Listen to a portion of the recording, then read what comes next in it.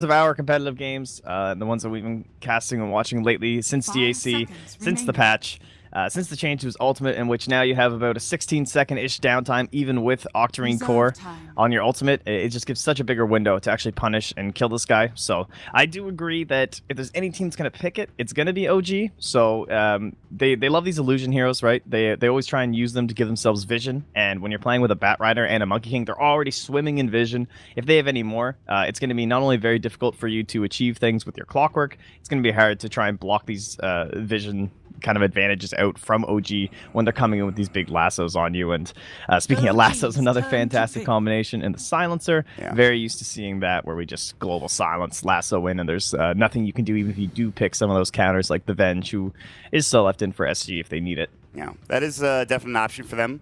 But we'll see what they want to grab. I'm kind of interested in what they're going to grab in the one position for OG. And what's been really strong recently, obviously Ursa's had a fair bit of play. What else has been picked a lot in the one position? There's definitely a couple of heroes that I'm forgetting. Well, they did a couple of their little shenanigans with like Arc Ward and stuff, like Terrorblade's still in. Which would be one of the bigger ones in terms of like those illusion heroes once again. We'll have to watch for.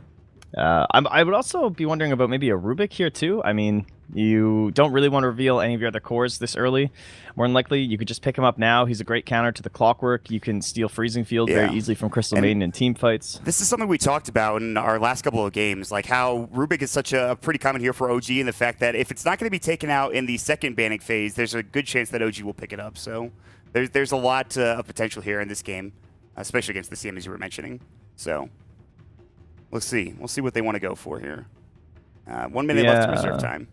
And again, the Abaddon's still in, actually. I'm surprised. My compendium's not looking too good, Mott. I was thinking that he would end up being the most banned just from all the games lately. Oh yeah, you made that big prediction the other day, and I was like, interesting. To be fair, though, I will say I think Monkey King is one of the best heroes against Abaddon, so it's kind of hard to pick him into the old MK. Yeah, the good old Monkey King.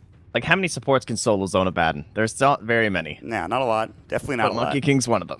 I mean, he's just got so much versatility. What a hero, honestly. This is going to be one of the, I think, the defining heroes of this tournament, which is not saying a whole lot. I mean, that's a pretty standard thing to say. Rasa coming out, though. We've seen a couple of Rasas in recent games. Very good lockdown, good pushing potential as well with the Serpent Wards, in combination with, say, something like an Invoker with Sunstrike, very strong as well. So Rasa not a bad pick here for OG. Yeah, the other crazy thing is the that Aghanims we've seen a couple times with this pick. If you actually do get to that point, which is pretty common, especially with Midases and whatnot now, if you get a half-decent early start, even on a 5 roll, it does so much damage right now. In terms of taking towers and stuff, it can just kind of win you a game. So the other options we talked about, the Rubik, and then the other big one was that Visage. They've been running quite a bit for Fly, too, which is, again, would have provided even more vision for the Monkey King and the Bat Rider.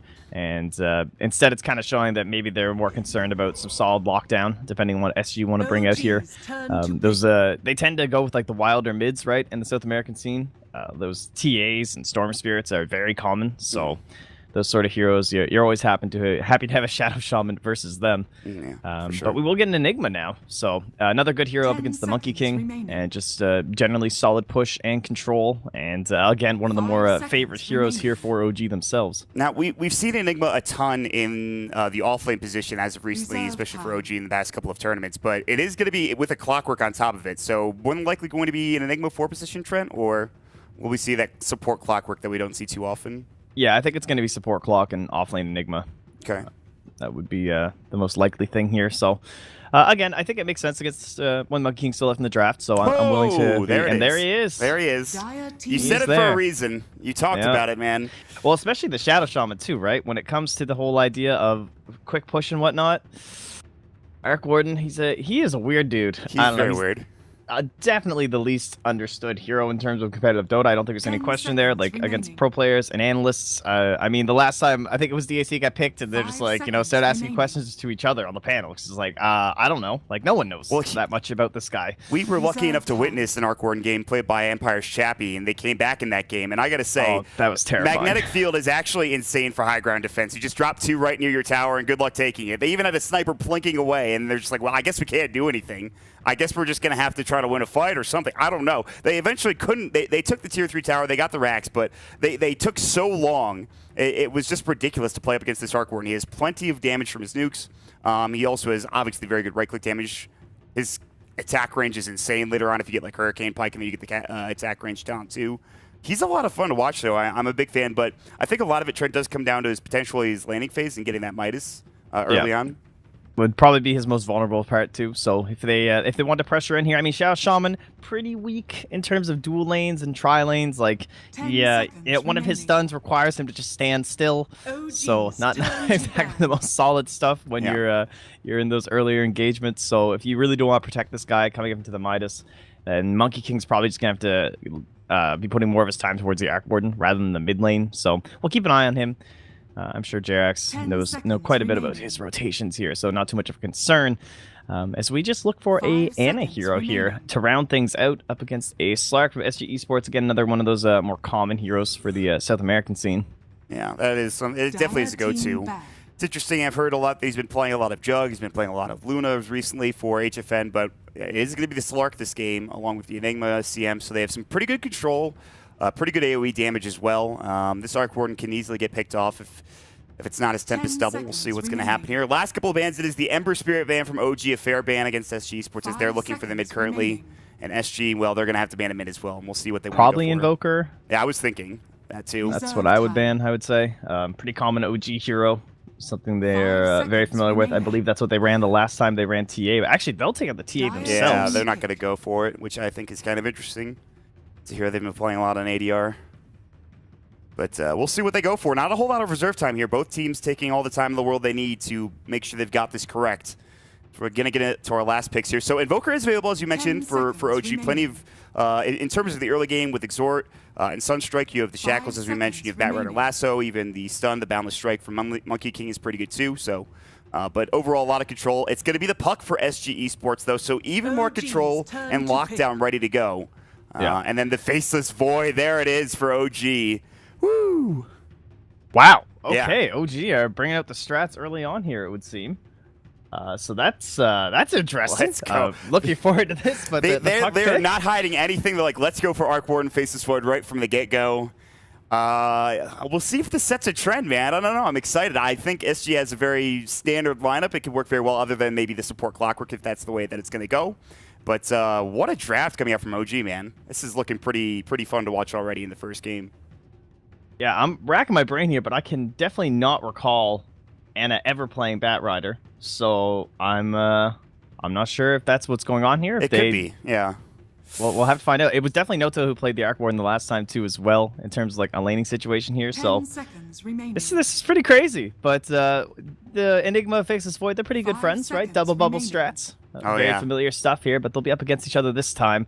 So it's almost like a waiting game in terms of like that Chrono and the Black Hole. Obviously, Chrono a little bit easier to execute and lay over people than the Black Hole is going to be when you're trying to work around this Chronosphere. So in terms of his cancellation, though, it's not awful. I mean, the Monkey King Boundless Strike is brutal. Yeah, it's really good in the early game until you get that BKB. Chrono, obviously, if you can get to that point, but that's about it, right? That's all I can really tell, unless I'm missing something. Maybe Hex from Shadow Shaman, too? Yeah, a little bit of the shorter range ones, but not all right, who's playing what shabby here? Let's take a look. Ana is on Arc Warden, No-Tail is on Faceless Void, and S4 is on Batrider, so I think that gives us all the information. Yeah, I mean, it would be pretty weird to see a Batrider without S4 playing it, to be fair. So I can't say I'm too surprised, but Ana on the Arc Warden, so that's pretty cool. So looks like both their players, obviously, very flexible. We're into the hero here, so. And just the typical position 1 carry Void. Not a very common hero these days, but as you were saying, like bringing them up, who do we even have left? There was like the Ursa, but maybe they didn't feel like they had enough survivability in terms of that hero in the earlier stages. I do think the idea of banning out someone like that TA in terms of like Roshan control is an interesting point there from SG Esports, and that is something that Faceless Void doesn't really give you. Like, he gives you control around the pit, but they don't have a hero to really help them Rosh early on at all. Exactly. On the Radiant side. I was going to say, well, really for the Dire, too, when you look at it. I mean, there's not really... I guess with the Enigma you do have the Eidolons, it makes it a bit easier, but it's when you think of these heroes, you don't necessarily think, all right, we can Rosh early with these guys on the Dire side, so... I mean, they could use the Snake Wards, I suppose, might be one of their better opportunities. So maybe if they can get a Medallion earlier on one of these heroes, like a Solar Crest Monkey King or something like that, then that's been kind of popular lately, so we'll probably see that come out and try and use that to control up the pit. Tavo is going to pick himself up an Iron Talon here to start things off. King RD is going to be playing the support Clockwork. We'll see how this goes for him. Other items coming out, Orb of Venom for Jerax, nothing too surprising there. And, of course, a Poor Man's Shield eventually for No Tail. No contention at the runes. Nobody really trying to get too aggressive early on into this game. Really just trying to make sure they can secure the runes and get a good start to their farm. Dear God. They all said that at once. It was really loud, so I have to turn my voice down. All right, anyway. Yeah, the most aggressive thing so far will be this ward placed out here by OG. Likely in case they zone out the Enigma fully down bottom. In fact, he's just going to start here, and they're going to know that, which is sick. So they can just straight up start pushing as fast as possible down bottom on OG if they want to try and bring that attention there instead. And Crystal Maiden too, right? You expect even if Enigma shows bottom, CM's going to be in this zone, starting to get her first early levels, so you'll be able to watch her rotations and just help S4 have the best time possible up here. All right. Trent, tell me about this mid lane matchup. Well, we don't see it too often. We don't really see any... Jerax is on the hunt, dude. He's looking for that courier. Oh, he's got the courier. One more auto attack, the range. Yes, thank you very much. I will take that courier kill. Haha, First blood of the Kiev Major, ladies and gentlemen. Monkey Kinged. It happens again. I mean, what are you going to do? It's so standard at this point. I could have... They could have been prepared, I guess. They could have waited, but yeah. A little bit of a mistake, It's a little surprising to go for that without seeing the Monkey King first. But... they get punished for it. Pretty painful stuff. And now Jerax can just kind of chill around here and sap a little bit of experience. It's like that one. You give me that one creep. Yes. And I'm out of here. No way to punish, of course. Only Eidolons. You know that he has absolutely zero chance of doing anything to you as Monkey King. So it might as well. You don't have the best kill potential on a mid lane of a puck. So very common hero up against the fiend that is Earth Spirit.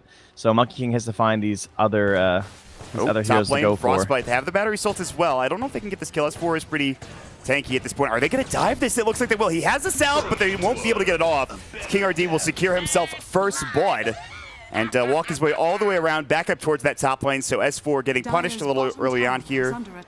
Pretty good kill from SG. He's just a tree walking through mid. Here. Yeah. It's like, oh, look at that. There's a tree mid. He's just going to head over bottom. Enigma. Yeah, he's like, I am just, wherever you go, I am going to leech your experience. And guess what? I'll take your bounty runes too. And Tavo's like, God. Come on. Yeah. There's not too much, like, he wants the bat ride to get as many levels as possible.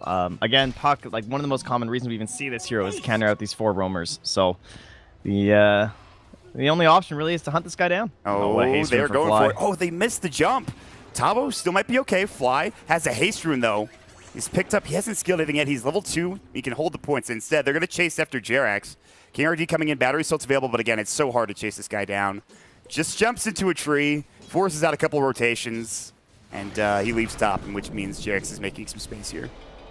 Yeah, and Cat has also reached level 2, so we do have the Arcane Aura going now for King RD. And man, if you guys haven't seen support Clockwork before, it's pretty boss, honestly. It's crazy. You know, you play this offlane Clockwork, you get 1v1 against the support, you know what happens, right? That's how you, like, recover in the lane if you have a rough time. Yeah. Just find this guy and start giving him the battery assault. So in the support role, in a case like that, even if it's a fellow offlaner, you can just... 1v1 him using your battery assault with a little bit of a slow or a stun as came up from our Crystal Maiden here. And the thing is also, he doesn't require the most farm in the world. We've seen a lot of Clockworks recently go for Midas, but those have been off-lane Clockworks. This guy's in a support position. He really just wants his level 6. He's already got boosts to go for. So he'll be in a pretty good position as he's starting to leech a little bit of experience bottom. But No Tail is getting complete free farm, but also in the top lane. HFN is doing the same. As S4 is jungling it up right now, is level 1 Firefly as well as Sticky Napalm.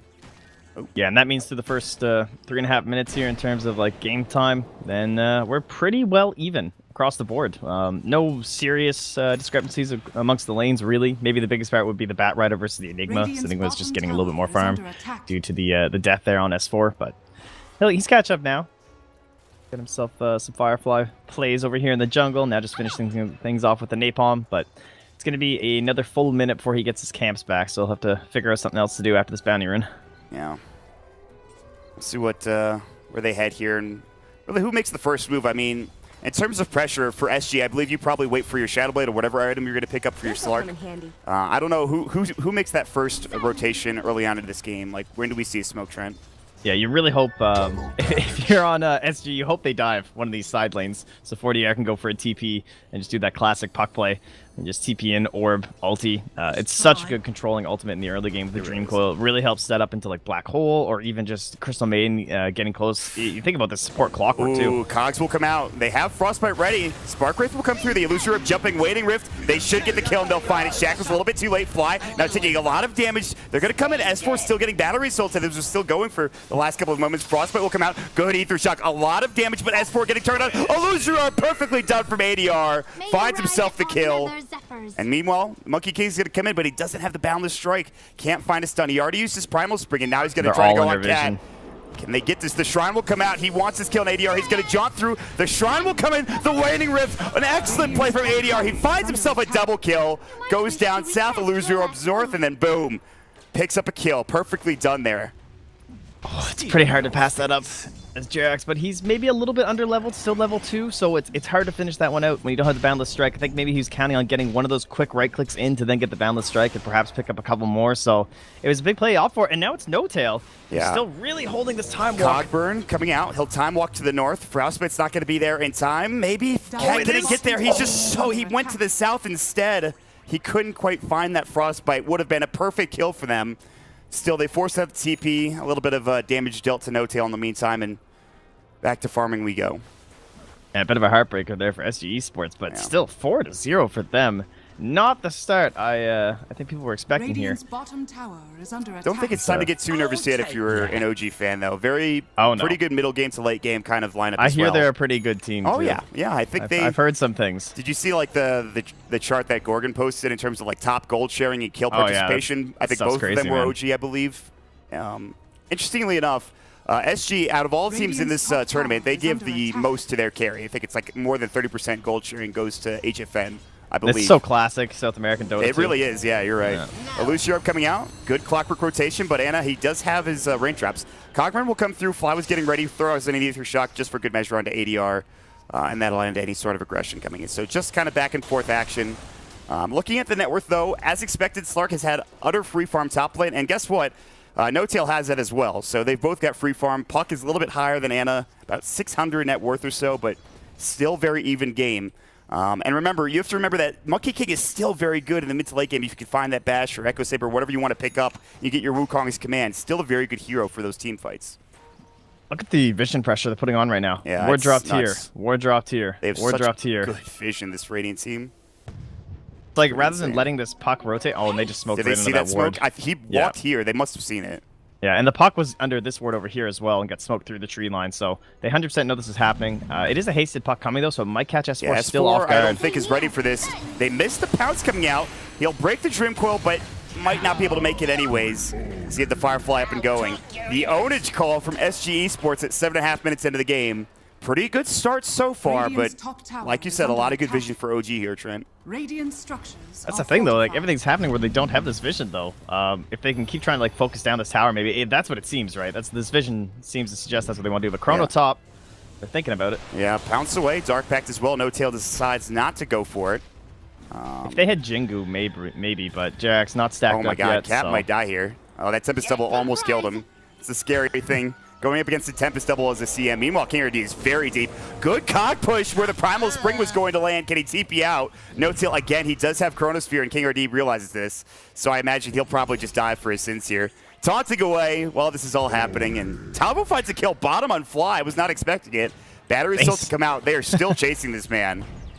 Firefly, and he'll try for the TP. They have Chrono, and they will get it anyways without it. So first kill of the game for OG. They do waste a lot of time there. And again, they did get a kill for Tavo down bottom while that was all happening.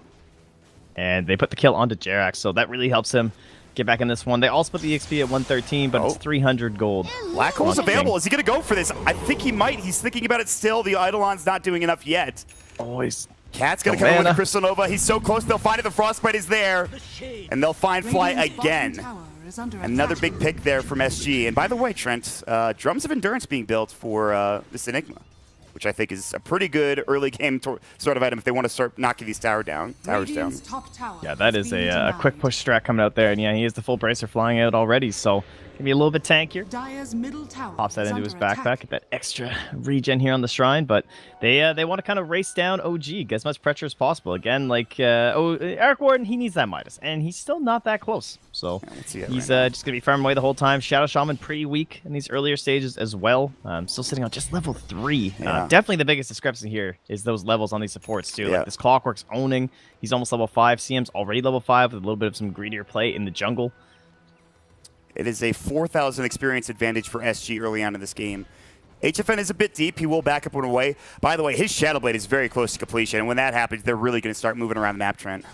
Yeah, it's crazy. They really don't have the best like pushers or anything like that, at least not in the top lane. Enigma hasn't really shown up here, and they've still knocked down this tower. So HFN having an absolutely fantastic time. He's 600 gold ahead of the next highest person of the game, and that's his own Puck. Malefice onto Jerax. The Eidolon's going to work again, taking a lot of damage. The Boundless Strike comes out, not really doing much. Meanwhile, some other heroes rotating through ADR thinking about it. There is a ward here for the Radiant, so they know this is happening. And I imagine they won't defend this tower if everybody from SG rotates in to try to take it. Yeah, still Jerax had a TP out too, just because he was so low, and they have this ward with them coming in, so... All this vision is, like, it's kind of saving OG, at least from further pickoffs, but they're not able to capitalize on it at all. They just... I guess maybe they just don't really have the heroes, right? Because S4, he's also going for the farm up route. Doesn't have his lasso yet. He's just like, all right, I don't really have a buddy who's going to help me. My Shadow Shaman's too low to do anything. We don't have that burst of a Sunstrike or something in the mid lane. I just have 2 guys that are looking to farm. So I'm just going to keep using my Firefly and my Napalm to get that gold. But he's holding the point. I believe the CM is dead. Yeah. They will get the Tempest double, but that's not going to help, unfortunately. So that's the power when you're a CM against a Tempest doubled Arc Warden. It's not a lot of fun. And it gives them a lot of room top 2 to work and get this farm for no-tail as well. So kind of a big kill there, actually. Radiant's middle tower yeah, nice pick there by Anna. Very much needed. However, you know, they have lost bottom, and Tavo's just sitting down here doing his thing, getting that maximum GPM. If there's anyone who knows about this, it is definitely OG. Seen S4 do it so many times now, where you just get to the state of the game that you're absolutely insane. You can go for the GPM or the cooldown reduction. If you have that Midas early on, you tend to see the cooldown reduction more so, but we could see Tavo mix it up this game. But either way, the whole idea just being get these auras going, move together, and into the later stages of the game, you get that Octarine core, and it's absolutely absurd what you can do. But it's OG who are getting aggressive with the Shadow Blade up here on HFN, and this is going to be a tough grab. Yeah, this is not an easy one. They have skilled the lasso. He is in trouble. Boundless Strike. The Hex will come out as well. The Shackles are there. They need the Illusion Orb. Good Treep Call coming out the Wader Rift. Can they turn this around? Fly getting jumped up potentially. Now the Malefice coming through from Topo. He's got Black Hole already. He wants to use it so bad. Great hook shot from KRD. They get the Black Hole onto 2. S4 will end up falling. Illusion Orb forward. They jaunt through as well. Jerax is hightailing out with a Primal Spring. He says, I do not want to be here right now, but HFN is on the hunt. Can he get up and get through? Battery Assault, it should not be there, but they get the kill without it. King RD finds himself a double kill. 3 taken down. Oh, ADR, what a counter initiation with that Dream Coil, and then the Black Hole to follow it up, Trent. My God. Yeah, and again, the wards are here. You know, they placed them ahead of this, and it still can't help them. They're just getting caught, and they have a Slark, so goodbye. Yeah. Even with all this good vision early on for OG, like you mentioned, it's just not transitioning into the kills they want. So a 7,500 net worth advantage at 12 minutes in for SG eSports, the pride of Brazil. A pretty good start for them so far, Trent, and we'll see if they can keep the pressure mounted here as they maybe look for this mid-tier 1 tower. Uh-oh, Jerax. Believe you very well may be dead. Yeah, not much you can do as Monkey when you jumped on like that. And, it's so good as a Slark when they're the ones who jump on you when you Shadow Blade first. Like, they are just rolling with momentum right now in SG eSports. Chronosphere is going to come out, no tail. They've dove the tower. Tavo getting caught up. The Flux is there. Uses the Spark Wraith as well. They only get the Tempest double. Now they'll use that Shadow Dance. ADR gets a kill on the back lines in the meantime. Time walk forward, Cap, maybe looking for no-tail hook shot. That'll be into S4, but it's KRD that just wants to get out right now. Already looking pretty good. OG trying to turn this around, jump in. Dash is not there for no-tail. Meanwhile, they will lose Anna on the back lines. There's going to be the freezing field. No-tail time walks in. The cogs are there. He's right on the edge. He'll take some damage, but meanwhile, he will pick off King RD. So a couple of heroes falling. ADR coming back in. Can he go for no-tail? Illusory up, jump in. Waning Rift is there. Good pass from no-tail. He's got at least a little bit of lifesteal. It's not enough, though, from that Vlad's. And S4 going a little too far forward. Now they get the Malefice off. He's going to be able to Firefly, but is it going to be enough? A couple more auto attacks. It's the Illusion. And again, ADR gets himself a double kill. So OG looking like they had a pretty good start to that fight, but it just turned sour at the last couple of moments. Unbelievable. I thought HMM was going to go down there. And with all that, like, everything's spent. They only get the Enigma and the Clockwork, and they lose a couple big cores for it as well. In fact, all 3 of them. So SG Esports still firing on all cylinders despite a little bit of a deep dive, and they've even gone the greedier route. I mean, that's a Midas puck. This guy didn't invest in that blink early. He's almost up to 3,000 gold right now, and he hasn't even spent it yet. If he wants it, he can have it. He might be saving for Veil. We'll see if that's going to be the case. He also isn't it for Treads, which again, he's pulling the money, man, and there it is. It is the Blank Dagger, as you previously mentioned, so. Oh, he's so rich, though. Yeah. I mean, that is just absurd. And this mechanism will be coming out relatively soon onto Tavo. But just having the drums and the headdress even is quite a bit of sustain and regen. You have the CM aura again, and they know. I mean, they can feel this giant lead that's there in that gold graph, and they need to pressure and push as much as possible, because this is OG Dota. You don't want to lay up, you know? Yeah, that is a good way of putting it. It's a very good way of putting it, Trent. And again, high ground defense is pretty significant when you get Anna to the late game. He does have his Midas. He's working at his Maelstrom. It's disgusting. Yeah, I mean, we'll see, man. Like, it is definitely not over yet. Not even close. It's very early into this game, 15 minutes in. And SG, this lead might mean a lot now, but we'll see what it's going to turn into. What other items are coming out as we see this smoke coming in? Mech is going to be next for Tavo. We've already talked about the Blink Dagger from ADR. JRX starting to pick up his phase. After the Vlads, no tail. What is he going to touch? Looks like a Yasha for now. Meanwhile, they're going to have standard carry void stuff, it seems. They can't quite take that tier 1 mid, so they think they're going to make a try here on the tier 2 tower. Sentry will spot out HFN, and I don't think the smoke will be successful. Not yet, anyway. Meanwhile, ADR on the high ground. Illusion Orb has already been used. Phase Shift going to come out. He'll jaunt away as well in the tree Trying to find line. that monkey. Yeah. And they'll Arcane back up. Orb, too. So helpful for a puck. Ooh, they might have just seen him. No, that was the OG ping, so. All right, so some time being wasted here for SG Esports. They continue to keep this tier 1 tower alive on OG's side. All right. Tower is very important for OG right now. Just the last bastion of farming here. They really don't want to drop these last 2 just because of the range of the Clockwork. If there's no tower there, I mean, they just have no fear of diving you. That's the only thing that's keeping Anno alive in these situations. And you're bunding up your Faceless Void and your Arc Warden, man. This is not good. Oh, fly. See you later. We've all been that support, guys. Yeah, yes. We know that feeling. The Slayer shows up, and you're just like, well, I'm dead. It's been a good life. I'll try to buy before I die, but maybe I'll die too quickly. We'll see. Midas as well for the Slark. Working on that Ultimate Orb to get to the Silver Edge. And I got to say, S4 not had the greatest early game in terms of farm. Jumping Chronosphere, and it'll just find Tavo. And they bring him down the Wukong's command. This could be a huge kill. The Boundless Strike. Nicely done. Good pick.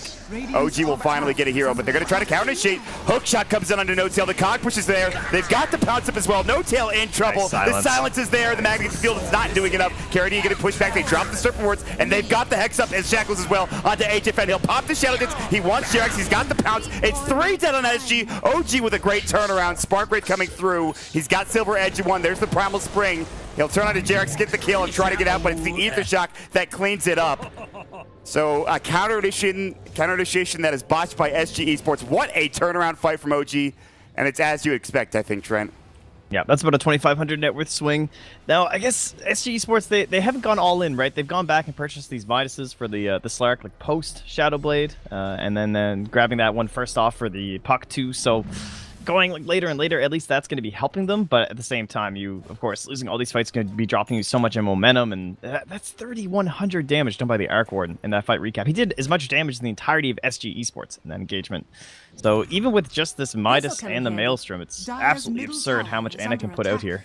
I mean, despite how far down they are, they did a very good job of making sure they keep everything sort of even. They don't take these towers down too quickly. Pretty good stuff so far.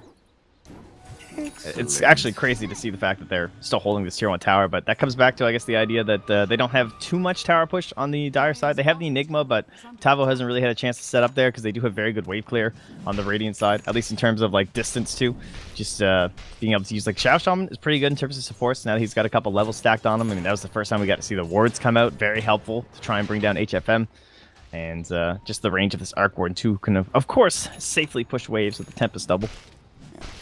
By the way, I don't know if you noticed this, but Vici Gaming, they've got one on the clock right now. They're going to go for an initiation. Dream Coil will come through. He's got the Shadow Blade. Do they have detection? The Frostbite will come out. They'll try to chop that Tempest double. They will get this kill, maybe. Magnetic Field comes out. They need this kill. HFM will finally grab it. There's going to be the Chronosphere to counter initiate. Not nearly enough. They're looking for more. King RD really diving here with the Battery Assault. Gonna try to get out. Cat's nearby. He does have his freezing field, and Black Hole is still available. Can they finally take this tower? Not yet anyway. HFN on the back lines. Silver Edge Break misses the pounce. The Dark Pact is there. The lasso is up as well. And HFN mistimes the Dark Pact. The Hex will come out. They'll get the kill. Again, a dive too deep from this Brazilian squad. They could have just backed off, happy with what they've accomplished, taking down Ana, but losing that Slark again. Not the greatest fight there for SG. No, King RD made a hell of a play, though. Just on those the side of those trees there, and then getting the hook shot into 3 heroes with the cog push, helping to bring down Ana in the first place, but... yeah, if you lose this Slark, he's trying to disrupt that backline, so they have some time to push the tower down with the Enigma and everyone up front, but it's just not quite enough there. And Tavo, well, he's aiming in towards a Blink Dagger at this point, maybe trying to think that if I can at least get back there with the Slark, I might have a chance to get off a decent enough Black Hole so we can secure one of these fights and actually bring this tower down, but yeah, for now it's just more and more space for OG. Yep, again, all this room, you get that Arc Warden up to a critical mass, and it's so tough to bring him down. I was wondering, I clicked on the Slark thinking, okay, well, is he going to buy a Lincoln Sphere after that death? And the answer to the question is yes. He's picked up the Ring of Health, and he'll move into the full Lincoln Sphere if he can get it. Might as well help him farm it. He's already got the full Perseverance, and we'll see how I might go. even consider disassembling at this point on the Silver Edge. Yeah. It's actually not a bad idea. It's a little bit rough some games, but we'll see, But the Monkey King too, Jerax, I noticed he's aiming in towards the earlier Shadow Blade. So another very good item on the Monkey King, of course. This is when the hero first dropped. Everyone was playing this like core roll situation. They tended to rush that item first. Yeah. Just so much damage with the Boundless Strike. But not the Medallion, not gonna be the Basher right away. But when they have a game like this, and we often talk about Shadow Blade these days for Magnus or for Axe's Cat. Should be okay here. Oh my god. Right. Easy.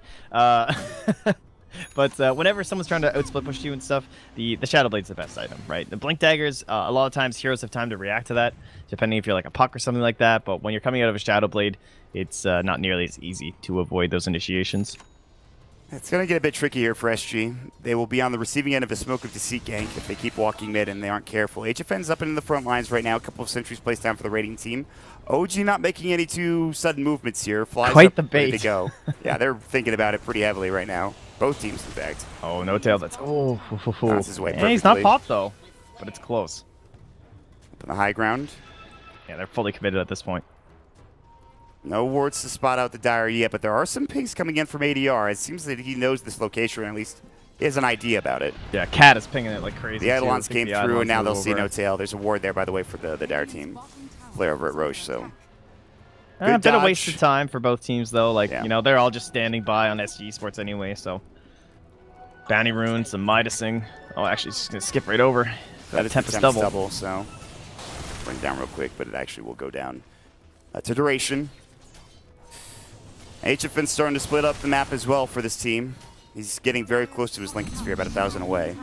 And again, this Tier 1 tower has been their nemesis, man. They've just not been able to find a way into this Tier 1 tower yet, Trent.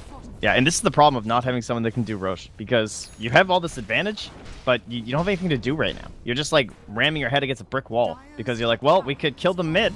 That's like all their lineup can do, so they're stuck, but this is pretty good. Chronosphere, the hook shot as well. They'll find the puck, and he's going to get dropped down. Mukar's command. Black Hole comes out onto 2 from the low ground. Tavo does it perfectly. They'll bring down S4 as well. Cat getting himself a double kill. HFN wants his kill on Ana. Can he find it? Pounce will come through, and he will get that pick off. Jirax now getting caught. Turns himself away with that. I think the courier, but still HFN getting a double. Break up now. Fly's going to get caught, and they're all going to go down. 5 heroes dead for OG. What a Black Hole from Tavo. They don't even need ADR for that fight. All right, there you go. So, hit your head against a brick wall enough times, eventually it will crack. So they have found their way into the Tier 1 tower. Well said. That was a very nice initiation from the puck, too. Just like right into the trees. He's like kind of YOLO. He's just like, if they're going to throw this Chrono onto me, that's fine. I got my Enigma and my CM. Sick Wombo combo. The new double bubble. Man, what a fight. What a turnaround. I didn't even see how ADR got caught there at the beginning of the fight. I think he just went in and he just got caught with a Yeah, Chrono. he just went ham. He just like went right into those trees, and then the Chrono came out, and I will S4 give was my there, life for you guys to it win a was fight. worth it for sure. Yeah. And now they have the Blink Enigma. Again, no Black Hole. He just used it, but he's got a lot of farm. No Midas for him, and I think he's one of the few on his team that doesn't, other than the CM, because, well, guess what? Cat's a little poor. Yeah, he's being the nice guy. And he's dead now. Well, Lasso CM life. just up for S4, and they find him a pretty easy kill, so. Can't even get the bounty rune. So Hard knock life.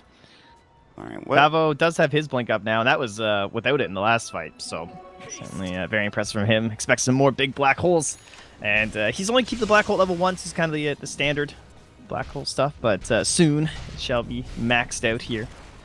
I did go for the GPM as well, so that's going to help him get up to those bigger items like the Refresher, like the Octarine Core that the heroes kind of become synonymous with. But wards are dropped down mid, and they don't have the best way of dealing with this when there's this Chronosphere about to come back online. It's kind of scary. Yeah, that's a nice tower taking from OG eSports. Not much they can do for SG. No-Tail just trying to get some farm. Will they go for the Chronosphere? He's got it. Dark Pack comes out. And he uses his Shadow Dance perfectly timed, but they still may be able to chase him down. He does have a Silver Edge, but this might be a dead HFN. Wukong's command, they've got the Shackles up as well. Big kill. No-Tail rotating early. Huge. They needed that. Yeah, this is why we would see the Faceless Void counter up against the Slark. So very bold to go for it still, I would say, for OG. Just not a hero we see too much, but when it's such a good core counter like that, just coming back to that standard draft philosophy of trying to counter cores with cores as much as possible. And this is what you can get, despite being down so much. The Chronosphere just owns Slark. You know, you saw him there. He's TPing, and even with using the ultimate, still not enough to survive there. But the whole team down bottom, Jarek's here. This is what we've seen before. When you've got that Chrono down, that big cooldown gone, you want to go for a push. But a great stun coming into the lasso. Frostbite immediately. Force away. Freezing Field into the tree line. Cat has to leave now. Flame Break. We might not see anybody die here for this fight. Cat trying to run. Eidolons will come through. Meanwhile, Split pushing top is going to be Fly, and farming elsewhere is No-Tail. He just used his TP scroll, so he couldn't come to the fight, and even if he didn't have Chronosphere. And that must have been the thought process trend for SGs. We want to make a go with Chronosphere now down. Yeah, try and punish these cooldowns. But great stuff there from both teams, honestly. Like the way they're using, we talked about the Silencer and the Batrider, but they're using Jerax in kind of the same way, where he's invis. He was outside of any sort of sentry range that had been dropped down by SG Esports, just knowing that where he was in the tower, there's no way they could detect him. And he just layers that Boundless Strike perfectly when the Batrider is going to jump in. So just ensuring that no one can do anything about it, but not quite able to get the distance there for S4, even with the Force Staff. So good save there as well, where he had the Eidolons heading to the tree line from Tavo, just making sure that they be tagging up that Batrider so he can't blink. So all around, both teams just looking good in terms of this major. Yeah. And they will deny that bottom tower. So in some ways, SG do get what they want, and we'll try and limit a little bit more of this farm here from the ADR, man. And even the mid laner is just getting shreked by that Tempest double, and it's not even just Cat anymore. Manta Style has been completed for No-Tail. Good for them for OG is that this net worth lead has started to taper off, as you can see. It was around 10,000, more around 8,000 to 9,000 right now. A significant advantage still for SG Esports, but again, we've talked about Ana, we talked about the damage they can do in these fights. The initiation when you have Batrider on high ground or over at Roche, you definitely cannot count them out, especially at 27 minutes into the game. HFN even building into a Manta Style here, so having some troubles with the enemy team.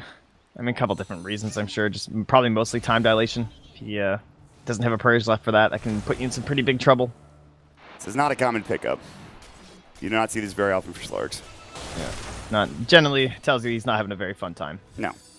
Even with it, he's still done a great job. 9, 3, and 2 on the Slark. But what do we see next, Train? It looks like they're flaring around Roche. They're kind of positioning themselves for a smoke here. Do they go for Roche, or do they go for a pick or a fight? What do SG need to do here to keep the pressure on? I don't know, it's tough, right? Because you have this Chronosphere. If we look from Dire Side Vision right now, they don't have too much going on. So maybe a smoke in and around to try and get themselves a vision advantage, just knowing that they have the Slark, right? They're the ones who should be able to know this kind of stuff, so they certainly want as many. In fact, do they have any wards right now? They have 1 on the Clockwork, so not going to be a successful mission in that sense. They just want to go for some kills. So flares are scouting the way, but I believe it was just pinged by Ana. He saw the flare come out, so he knows there's smoke there. Yeah, they should have an understanding. In fact, look at their positioning. Yeah, they know 100%. Ana is going to walk up a little bit. Jump in. Dreamcoil comes out. Shadowblade, Waiting Rift. Good. Chronosphere. They're going to come in with the Wukong's command. They will look for the black hole. It gets canceled. But a great Hex from Fly. Boundless Strike coming out. Ana still might not live here. Hook shots coming. No-Tail will fall. Wukong's command doesn't do enough damage, but they will still take 2. And now HFN solo. Can he get away? Silver Edge already used. They're looking to jump in. S4 gets a double kill. Great counter initiation. OG were ready for it. Yes, they will lose No-Tail, but they will get so much more out of it, including another kill on that HFN Slark. It's good eyes by Ana, though. I mean, he 100% spotted that flare when they were smoked up. So. It's fine. They still get the kill anyways. They flame braked and they missed the Boundless Strike. But S4 will still find himself a triple kill. What a turnaround. And again, this net worth graph is going to start to head back in that Radiant direction. And Guess what? It's Roche time, Trent. That was almost a little bit cocky from SG Esports, just saying like, because they knew they had no vision. They had a little bit of vision. They're just like, all right, they're not down here. They're not here. So obviously they're all in here, and they're basically just saying, all right, we're just gonna try and outplay you. Like, it wasn't the sneakiest of smokes, right? They even if they weren't flaring and stuff, it was pretty evident on the map and the positioning of the creeps that people weren't exactly hanging out. Oh, blocked. is dead. They should get that kill, and they will. Now, can they go any further? Flare will come out. It's pretty low. It looks like they will take this for Radiant, for OG. It's going to be Ana picking up the Aegis, a huge Roche. Yes, they do lose the Monkey King, but at the end of the day, I don't think that really matters that much. Yeah, it's pretty much his whole mission was just to be in those trees and block the hook, make sure he couldn't come in there. So I believe the Force Staff, yeah, it's not quite done yet for King RD either, so it would have been a pretty deep dive for him.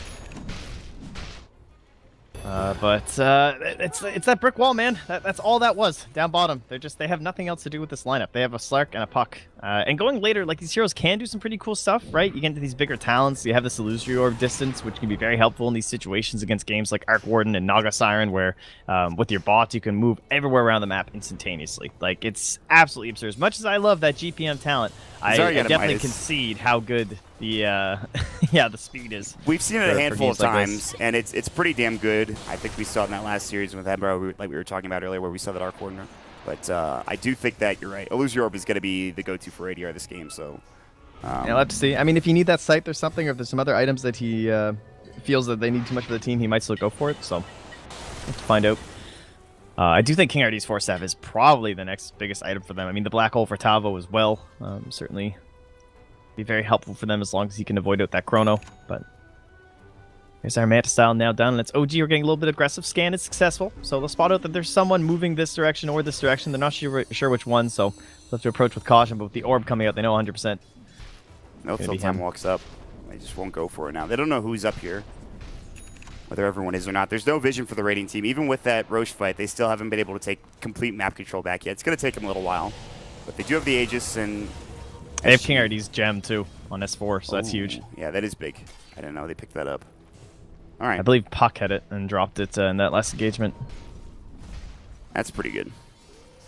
So if you're SG, do you have to wait until the Aegis runs out, Trent? I mean, like you said, you're kind of hitting your head against the brick wall, but yeah, they're just really hoping they can pick off like an Arc Warden or someone all by himself, but that's what Tempest double's for, right? And it's just chilling with his team, split pushing down bottom. They have nothing to gain on the bottom lane. The best possible thing they could get would probably be the tier 2 mid, but there's a lot of TP points. You have a Shrine here, so you don't want to get hemmed in and choked out into another bad team fight. Yeah, it looks like this is just going to be a free tier 2 tower for OG. It's pretty insane. Magnetic field, that's how this to work. That network's going to start slipping more and more their direction. There's a TP down bottom, though. It is a Tempest double. It's a Tempest double, I mean, that's, you just get you baited so hard, honestly. It's like, that's just Arc Warden in a nutshell. Got him. Yeah, and he's so rich, too. He's almost catching up to the Slark now.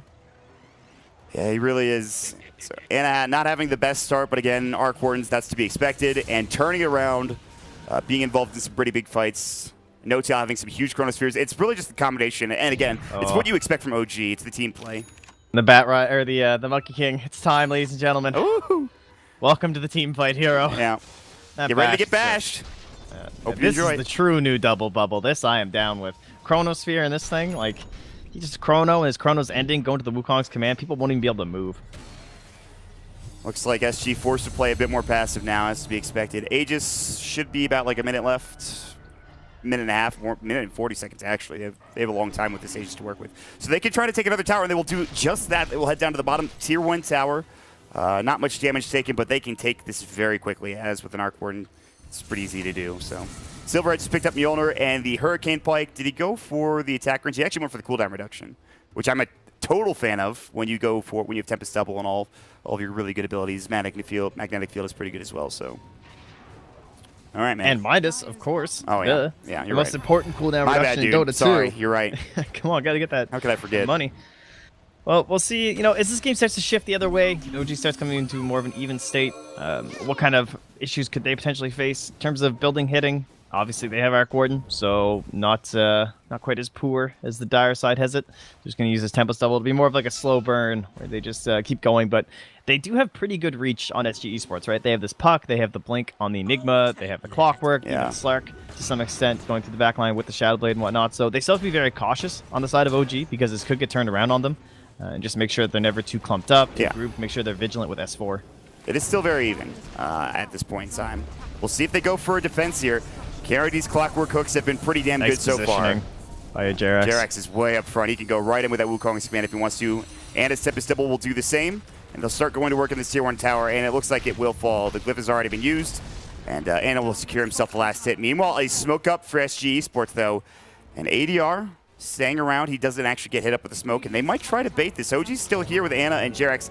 The Aegis is now gone. The flare will come through. Uh-oh, Jerax, it is time to leave, my friend. And it looks like he will, in fact, make it away. The Clockwork cannot find the angle, nor is he close enough to get that hook shot off anyways. Yeah, they really want to fight. They have the timer. They know it's down, and oh, Fly. Looks like he's just going for this. He is the martyr, potentially. I mean, he should be. They're going for more. They're looking for somebody else, but they will only find him. The Tempest Double will come in just to be a nuisance. Probably almost kill somebody. Do they find Jerax? He just got out. Did he literally just TP away? He must have. Perfect timing from him. Cat, meanwhile, like almost dying to this Tempest Double. Oh, man. Thankfully, the Solar Crest is here from King RD to help him out. The only reason. And that does give them perhaps a chance at the next Roshan here from the Dire side. And we'll wait and see. Obviously, we don't know how long it's going to be just yet. I don't know. The pop-up might have already came. I might have missed it. Dream Coil from ADR, which was spotted by Jerax, who walked very close. But now they know Dream Coil is, in fact, off cooldown for the next 52 seconds. So you got a small window here. Must have really thought he had him there as Cat comes in with the sentry after him. He was pretty close, actually. Oh, maybe not, but I'll try to give him credit for it. We do have the Force Staff farmed up by Fly before he died, so very helpful with the Bat Rider in your team, having the double Force Staff available. And triple, I suppose, with the Hurricane Pike from Anna here. Yeah. Lockdown's going to have to be great from SG. There is a BKB for Tavo. And remember, we talked about what there is to cancel an Enigma Black Hole at this point. Not much. Chronosphere is the big one that comes to mind. Anything else, Trent, that you can see? Not much, really. Death, I suppose. Hey, that's not too bad. I mean, we have the Basher now and the Monkey King, so good point, yes. we run into some troubles from that. Wukong's command. Pretty good stuff. Yeah, it's not going to be easy, honestly. The other big thing with this Force Staff, too, is just, like, with the S4, too, they're trying to break these Lincoln Spheres. It can be a little bit difficult, right? He's, like, blink, shift, go for the lasso, and then, depending, maybe he doesn't have his Yules or something like that, so just having another thing to either force S4 or pop this Lincoln Sphere from HFN. It's all very handy. Even with his DD, just running away, man. Too scared. Yeah, they are not feeling it right now. This game has slowed down considerably. It was already not the highest pushing intensity game, but the net worth graph is still right around where it was before for SG Esports. So despite a couple of deaths going the way, again, the big thing is that they have these Midases. You know, Anna's going to continue to stay farmed, and he will have a lot of it. But the rest of the team is slowly but surely sort of getting up there. But again, no Midases to propel them further into the stratosphere of the net worth chart. And this is kind of, like, we talked about that analysis by Gorgon in terms of, like, teams and network distribution. That was one of the big things we used to look at a lot, where there was these huge gaps in teams of, like, how much you're putting on your position 1 versus your 2 and your 3, and then your supports as well. And this is kind of that classic OG, right, where we had, especially with Miracle, when he was playing in the mid and No-Tail would play these very sacrificial cores. Yep. It still happens today to some extent, but not nearly as bad as it used to. But this is a game where it's kind of looking like that. I mean, he's down near S4 on this Faceless Void and the Bat Rider. It's like 3G separating them. And it's Anna way Jerax. up front, so... Yeah, break will come out. Pounce is there. They'll find a nice little pick, and that might lead them into a tower, or at least to try to push. Roshan looking at the timer. Very long respawn timer. And, Get some heroes needs to flare, it seems. Top lane's getting pushed. So this is you need to be careful when you get to an arc ward, and high ground pressure is something that could very well happen. So especially with Fly too. Like he's looking to just drop these snakes. He knows they want an objective somewhere else. So he's like, if no one comes here, I'll do it. ADR's rotated in, so too is Cat, and he might just drop him now. They're gonna go for Fly. They can't quite get him. He'll force and blink away into the tree line. They won't be able to find him. Dreamquill will go. Fly will be able to TP out, and they need to clean up these wards. Yeah, they look at all their tower. chase after Fly, and I think this tower is gonna die. Or at least it will soon. It's not done yet, but it's getting pretty low. One more snake, man. Yeah, like that's insane. The split push is real. It's like OG are doing the typical network distribution that we see from SG Esports. There's one guy like way crazy up front, and instead on the Dire, it's a pretty good spread up at the top.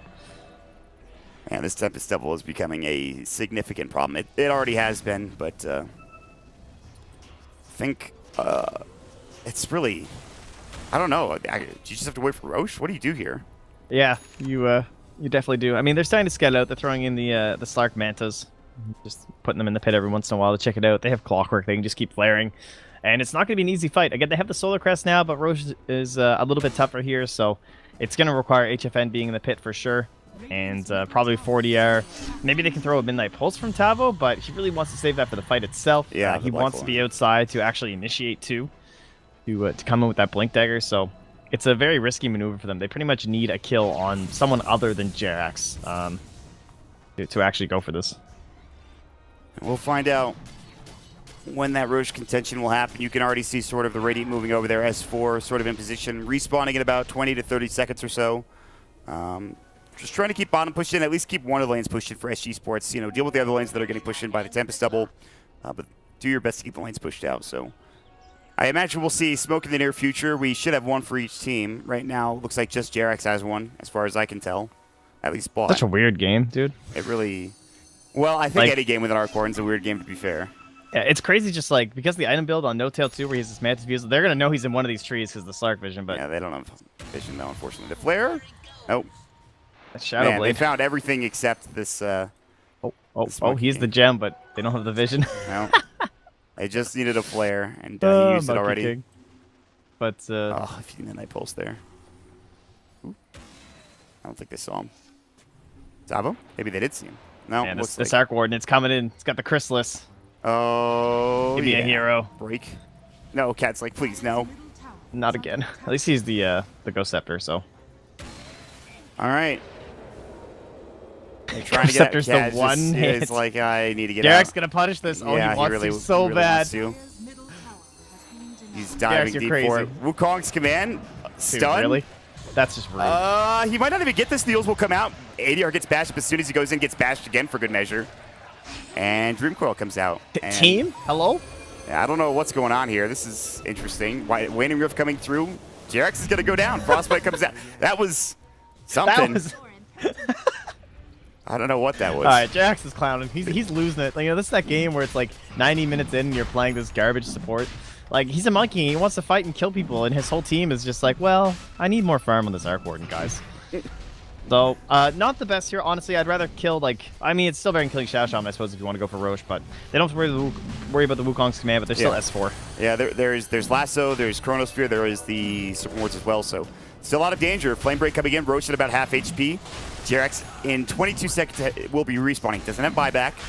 We'll see if we can find any sort of initiation from either team. Ghost Scepter from Cat, just trying to deal with this Tempest double now. Magnetic Field will come out, but by that time, Roche will be taken down. They'll grab the Aegis, lose your orb, looking to chase potentially. Yule Scepter will come out, get the Greaves off, and they will take down the double. So they will take back Roche after losing it the first time around. And just with that pick pretty much on Jerax, there's no real initiation from OG there. They don't want to go for any sort of fight. Man, you think about that last tower push in terms of when they were actually defending from OG and how difficult it was. And they have to try and bring it once again. So this time they'll have the Aegis. They've got so many more items on a Slark now. I mean, it feels like it was like 20 minutes ago we were last pushing it into this mid lane. Pretty much. But it's about that time again. Maybe they could go for top instead. Might be a little bit easier with the terrain there. Perhaps they could even try and have their hand at bottom, but yeah, you don't really want to fight on the high ground. You know, with how difficult high ground is these days, you want at least 2 tier 2s down, just in case you get that wipe. You know, you can apply some pressure on that other lane. You don't want this double tier 2 thing going on like it is in top and mid right now, and you can't even punish the other lane if you have this massive fight win.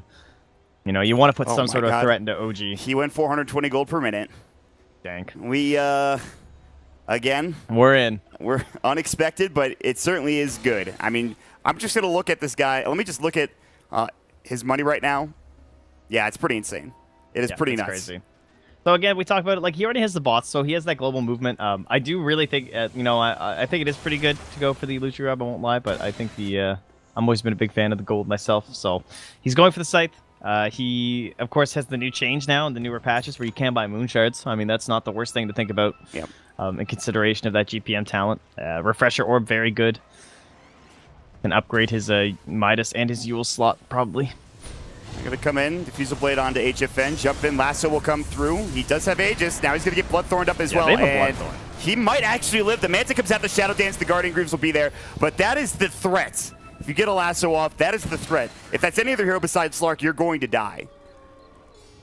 Yeah, and here's the thing. That's Lasso, but Lasso has a shorter cooldown. Oh, they're chasing. No tails in the trees. I think they know this. Manta Style will come out.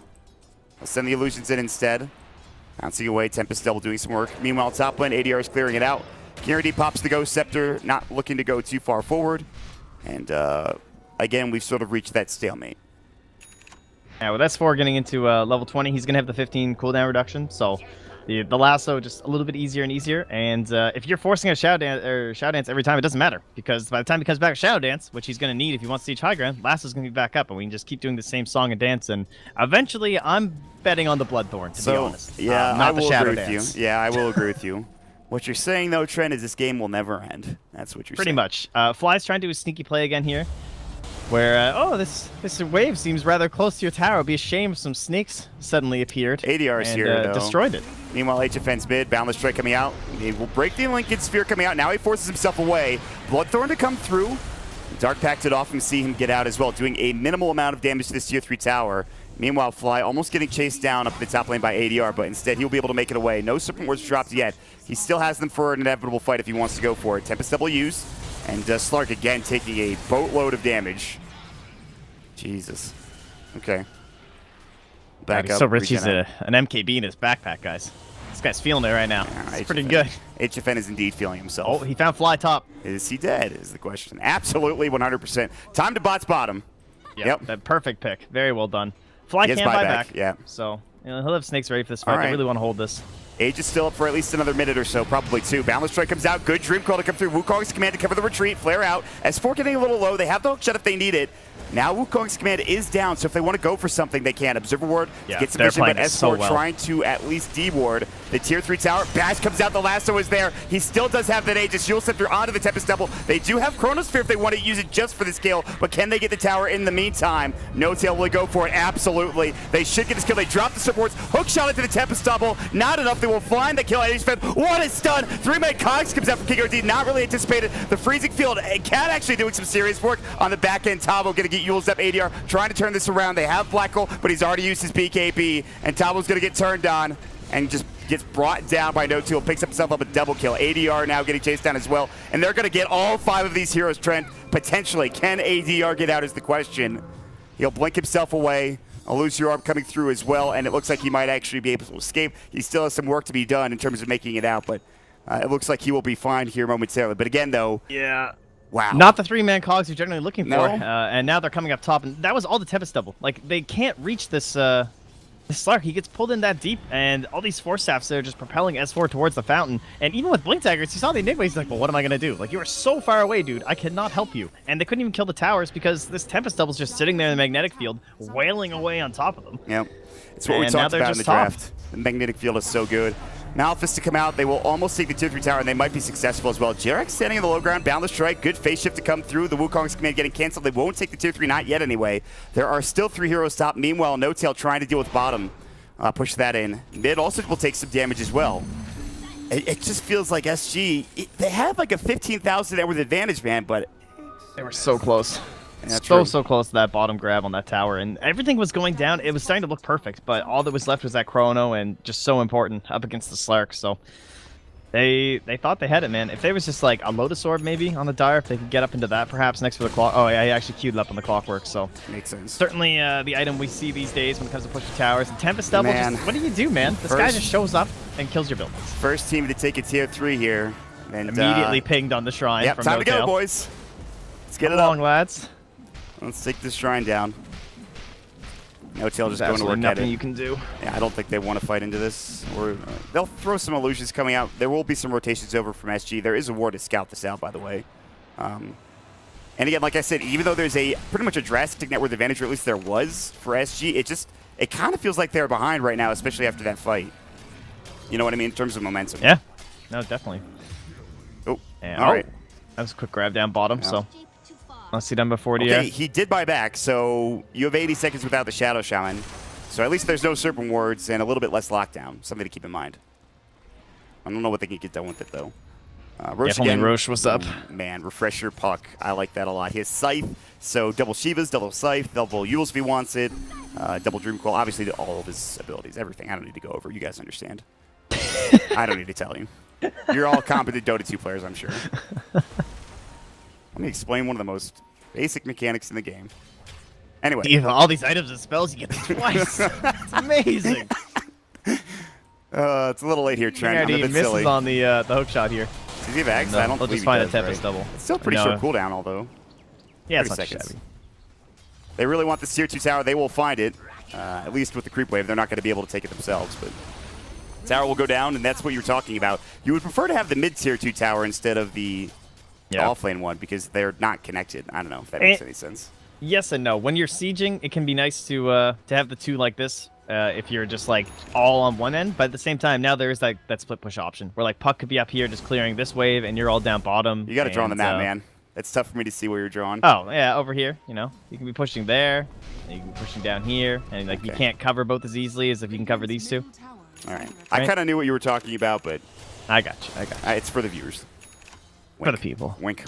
Speaking of these terrifyingly complicated items, the refresher is now out for Tavo as well. Yep. So classic Enigma. Man, they just have such a large net worth advantage that you expect them to get more done. But OG, again, this is just a testament to their team. Hex will come out, and they're going to try to look for this Bat Rider. Dreamcoil coming through as well. Now, is the question, does he refresh it? He can. Yules will come in instead. ADR just looking to take him down. Illusory Orb. S4 forces himself away. Still on the hunt. They might be able to bring him down here. Blink out too. They still know where he is. The pounce coming in. He's going to try to get out here. Juking. Great juke from S4. Beautiful stuff. They will still fight it with the Illusory Orb. He will use himself momentarily. He's got Blink in one. Cannot find it. And they will get the kill. Now they'll turn on the Tempest double as well. Now remember, S4 does have buyback, so... And that was their gem. Yeah, huge pickup there for SG Sports, especially if they force this buyback. And by the way, look at how low this tier 3 tower is. It'll only take a couple of auto attacks from this Slark to bring it down. Now remember, they don't have Aegis, so HF needs to be a bit more careful about his positioning. This will be all about the chrono then, at this point. Absolutely. And they will take the tier 3 down. I think SG might be just happy with that and just back up. But you're here, man. This guy's dead. They want to force the buyback. Here comes the chrono. They'll find ADR. They'll try to take him down. Black Hole comes in. Doesn't find No Tail. Will only find Anna in the back lines. He refreshes, but he dies instantly. Buying back coming out from the puck. They're going to try to fight this No Tail. Manages him. He'll fall. He's got buyback. HFN going to work. Jarex will fall. No buyback for him. They need to get out. King RD as well. Trying to hightail. He'll be the one that gets lasted. ADR has come back in, but it's just him and the Slark against these wards, along with pretty much everybody else, too, from OG, with the exception of the 2 heroes that did go down. We'll see if they want to go back in, though. They do have this this Enigma back up in 10 seconds, and they're going to go right in. No Chronosphere, no Serpent Wards, no Lasso, but they do have the Glyph for OG, which will force SG back in time. And a buyback coming in from Puck, maybe when it didn't need to. We'll see if it's they so continue tempting. on here. Oh, Anna's just going to push mid right now. And that was the 5K swing overall after the fight. Heading in OG's favor, of course. And yeah, there's that Tempest double. And oh, tower. Oh, it can't hit me. I hope you guys are going to bring some heroes back. Well, it is already gone now, but Magnetic Field. Yes, the next one will be there soon. Don't worry. Man. Someone needs to come back mid. He's going to go on the range racks instead. He is doing a lot of damage, and he looks like he will take the range racks down. Jump in. Lasso's not there. They jump in. They've got the BKB. They get the black hole up. Anna falls instantly. Has to buy back. Can they get this racks? Now they found more. Hex, he just bought back. He'll fall now. No tail down. 2 dead for a little bit, and S4 is going to get jumped out as well with the Dream Coil. They're still going through. HFN pounces him. Anna cannot afford to die here. He'll die back. HFN gets a double kill. The Brazilian squad, they've got the dominating Slark. He'll find himself a triple kill, and it is all unraveled for OG in this first game, Trent. Oh my lord. Those refreshers coming in from the Puck and the Enigma, just the perfect item here. The double scythe, completely catching OG. Jerax, can he get anything done? HFN getting a bit low. Jerax will pop the BKB. Tavo coming back in. Already used his black hole, still down for a bit. He'll get hexed up. Buyback coming in. That'll be from Fly. King RD and Tavo sort of kind of the front lines here. Illusory Orb coming in. Jerax might get caught. There's the lasso. Tavo going to get brought into the well, and he will die. He does have, again, a quick respawn, and he will buy back. They want to finish this, and they want to finish it now. They've got a little bit of time to work with here. 82 seconds without Anna, 55 without No Tail. When he gets back, he will indeed have that Chronosphere they just used last week, jumping in. ADR doing some work. They'll find Fly. He dives back down for 100 seconds. The Ancient is exposed. All they have to do is go to work. JerAx coming. Can they get HFN? No, he'll fall. They will lose 4. The Yule Scepter company's out onto JerAx. They're going to work at the Ancient. They'll dive the well. HFN doesn't need to go too far. They might do this. The Ancient getting lower and lower, and it looks like game 1 secured by SG. Wow, what a victory. That is a testament of a victory there for SG eSports, honestly. That was a pretty tough one to close out. With an Arc Warden and the Faceless Void, there's just so much high ground defense to worry about, so much rat and split push, and it was getting close. Despite that huge net worth advantage, the double kill onto Ana and No-Tail just, you know, that I suppose it also shows the impressiveness of OG too, just the idea of how important it was for Ana to stay alive so much this game, and he really did a fantastic job. But when it comes down to it, man, if you buy back and die like that on No-Tail and Ana, it's just GG. It's game over like that. And those refreshers, just absolutely huge. The GPM talent coming in clutch for the puck, making sure he could get the double sight there right at the end of the game. Like, he basically got that talent and those 2 items, and that was it. I mean, the insane thing, too, is that HFN, without a talent like that, had higher GPM at 830, 735 for ADR. And despite the loss, Ana played his damnedest. And, again, it looks like they sacrificed a lot of No-Tail's farm, but it is just the first game. It is a best of 3, so that's the most important thing to realize here. Just game 1, but a huge victory for SG eSports, Trent. Yeah, very impressive stuff. I mean, obviously, not very high expectations coming in to the tournament. They are certainly playing with no real pressure or weight on their backs, I would say. Whereas if you are OG, that is something to consider. I mean, you're the defending champs of not just one major, ladies and gentlemen. Yeah. So they are... you know, they're the ones that people are looking out towards. Impressive stuff at DAC2, of course, up against IG. So, SG eSports. What a game. I can tell you. There's definitely a very happy South American community right now. Oh, man. The Brazilian hope is alive. It is, well, just in the first game. They still have a long way to go here, Trent. But we will take a quick break. We will jump into our next game as soon as it's ready. Again, a best of 3 series, game number 2 right around the corner. I'm Mott. With me is Trent Paxton. We'll see you guys soon.